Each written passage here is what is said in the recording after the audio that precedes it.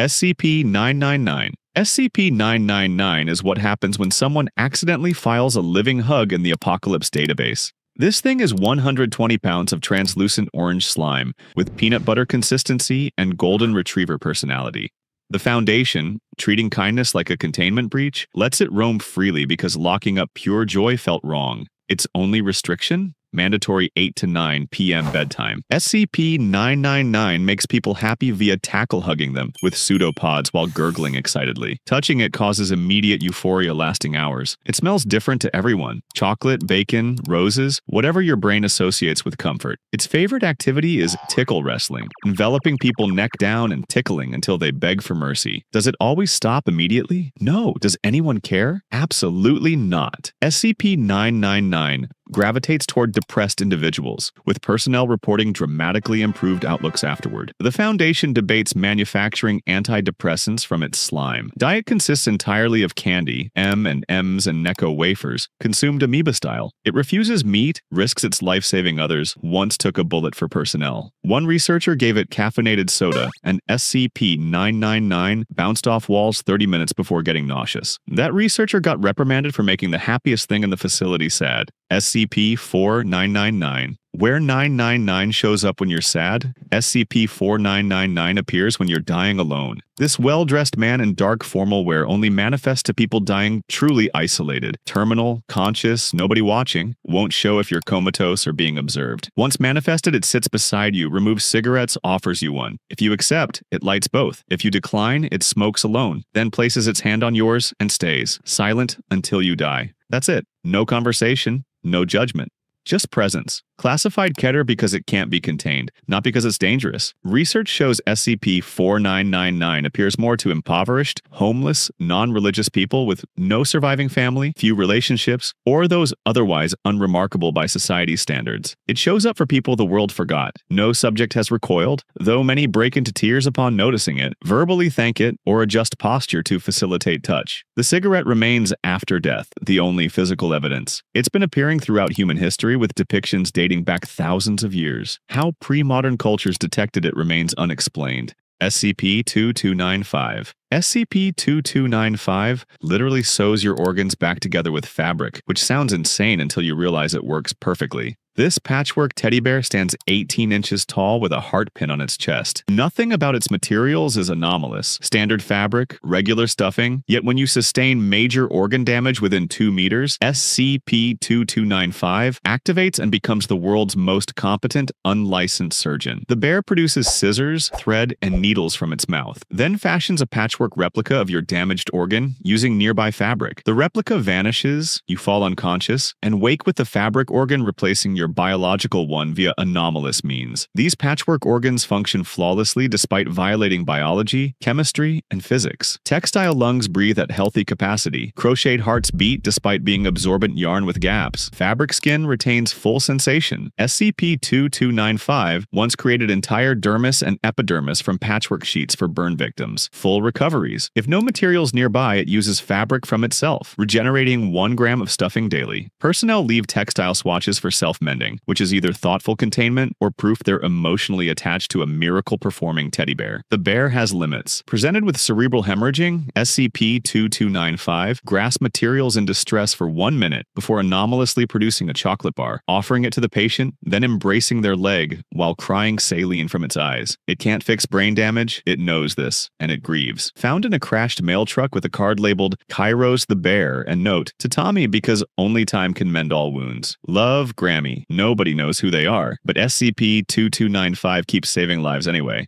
SCP-529. SCP-529 exists as broken and refuses to let that stop her. Josie is a gray tabby cat missing everything behind her ribcage. Not invisible, gone. Her body terminates sharply and the cross-section appears pure black, absorbing all wavelengths of light. She has no health problems, walks normally. After eating, makes motions as if voiding waste, despite lacking the anatomy. Containment procedures. No special precautions have yet proven necessary. Josie's affectionate and free to roam, because apparently nobody had the heart to lock up a cat whose back half is missing, but still acts completely normal. Staff are forbidden from feeding her cheese, not because it's dangerous, but because Josie becomes distressed if not given sufficient cheese afterward. She has strong opinions about dairy portions and will hold grudges. That cross-section is slightly yielding to touch. Petting it sometimes makes Josie purr. Other times she turns claws out, which is reasonable given people keep stroking the metaphysical wound where her hindquarters should be. Those scratched experience no abnormalities. She's just defending personal space from weirdos, fascinated by her existential incompleteness. She's female according to DNA testing. The Foundation doesn't elaborate how DNA was extracted from a creature whose biological samples terminate at an unknowable void. Josie doesn't care, she's thriving. SCP-131. If Josie is half a cat acting whole, SCP-131 are fully complete creatures acting like the world's most enthusiastic puppies, despite being mechanical iPods. SCP-131-A and SCP-131-B, nicknamed iPods, are 1-foot-tall teardrop shapes with single blue eyes and wheel-like bases. Possibly biomechanical, they hit 60 meters in seconds and completely lack brakes, resulting in spectacular, if not overly amusing, mishaps, per official documentation. Roombas with anxiety and no off switch.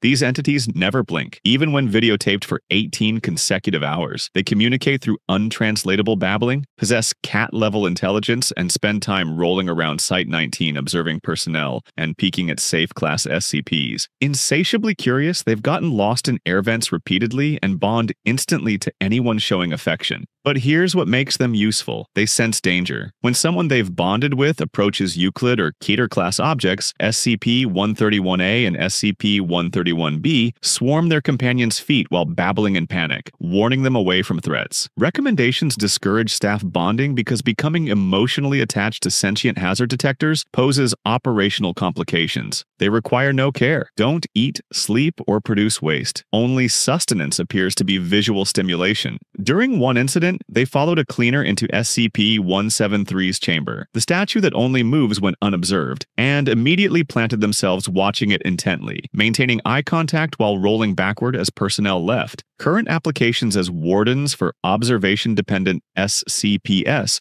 are being considered. They're free to travel Site-19, hourly location tracking mandatory because losing them constitutes Level 1 lockdown. Not out of danger, but because a facility that can't track 2 rolling eyeballs has bigger problems. SCP-1230. While SCP-131 protects you in waking life, SCP-1230 offers something arguably better, living entire lifetimes in dreams you'll remember forever. This unlabeled green book displays "A hero is born" on whatever page you open. Reading triggers nothing immediately, but when you sleep you enter a fully lucid fantasy world where you're the protagonist. These dreams last 45 seconds to 200 years subjectively, while actual sleep duration remains normal. Inside every dream appears the bookkeeper, a bearded man in a green cloak claiming to be the book's personification. He's amicable, helpful, genuinely enjoys crafting these fantasy-scapes tailored to your imagination. When dreams end, he expresses sorrow and asks you to please visit again soon. Professor B accessed SCP-1230 with Level 4 clearance, visibly excited as an avid tabletop RPG fan. He read the phrase, fell asleep for 24 hours. When he woke, he asked, "Where am I?" with deep confusion.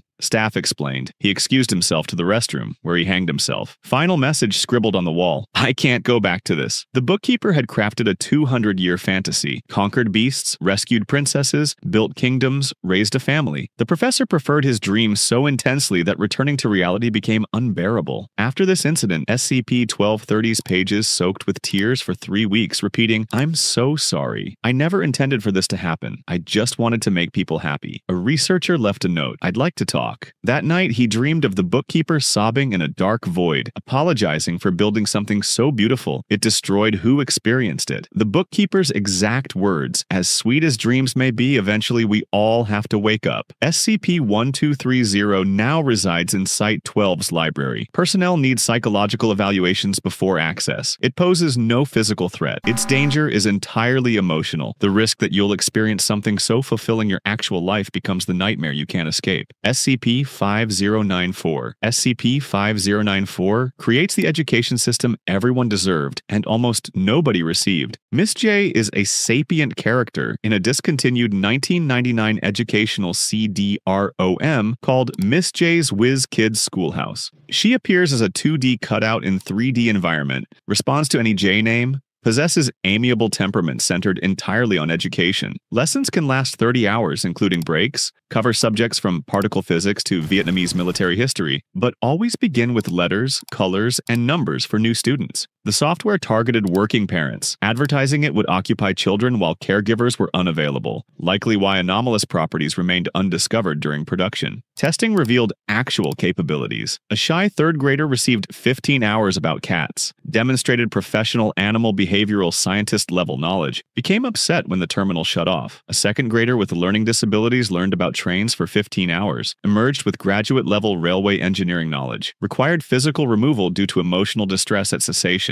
An adult D class with poor academic history received 30 hours of law instruction, experienced no difficulty, passed a mock bar exam with a grade of 310. Post-test, he stated Miss J was the best teacher he'd ever had. When junior researcher Zinnia Chow, who'd used the software as a child, interviewed a Miss J instance, the entity immediately recognized her by name, expressed excitement, conversed fluently in Swahili they'd learned together years prior. Miss J remembered Chow seemed lonely as a child and apologized for not doing more. The interview revealed all Miss J instances across different copies share consciousness. Every student she's taught, she remembers. Miss J's Whiz Kids Schoolhouse, sold poorly and Shoot the Moon software filed for bankruptcy in 2004. Miss J remains in Foundation custody, still asking whoever boots her up what they'd like to learn today. Classified safe. Her only threat is making you realize how badly traditional education failed you. SCP-662. SCP-662 summons someone who'll do almost anything you ask, which sounds exploitable until you meet Mr. Deeds and realize he's just a polite British butler trapped in metaphysical servitude. SCP-662 is a small silver handbell, missing its ringer. When shaken, a soft chime sounds from nowhere, and a short, well-dressed butler appears from the nearest out-of-sight area. He calls himself Mr. Deeds, addresses people by title and last name through unknown means, and asks, "How may I be of service?" Most reasonable requests result in satisfaction. Mr. Deeds produces sandwiches, beverages, gold bricks, hand grenades, roses, performs tasks like cleaning cars, washing dishes, preparing food to exceptional standards, politely declines impossible requests, luxury vehicles, Fabergé eggs, nuclear bombs, explaining only that he just knows certain things can't be obtained. He can't remember his birth name, birthplace, or birth year, believes he's from England, recalls horse and buggy transportation being new. When asked probing questions about his nature, his face contorts in pain before resuming calm composure. Mr. Deeds will also perform darker tasks. Asked to assassinate Osama bin Laden, he declined citing heavy guarding.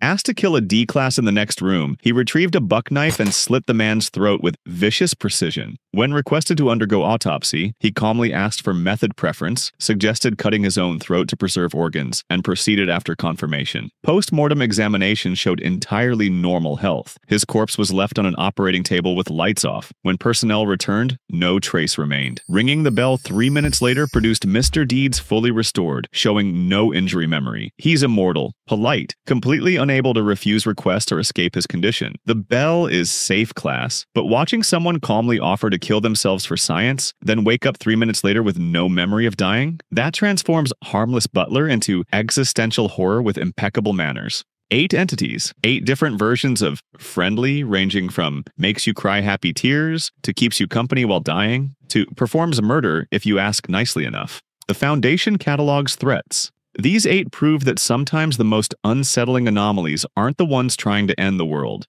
They're the ones showing up with kindness in places where kindness shouldn't be possible. Which one would you actually want to encounter? Drop your answer below, and maybe think twice before assuming safe means harmless. Sometimes it just means predictably devastating in ways we've accepted.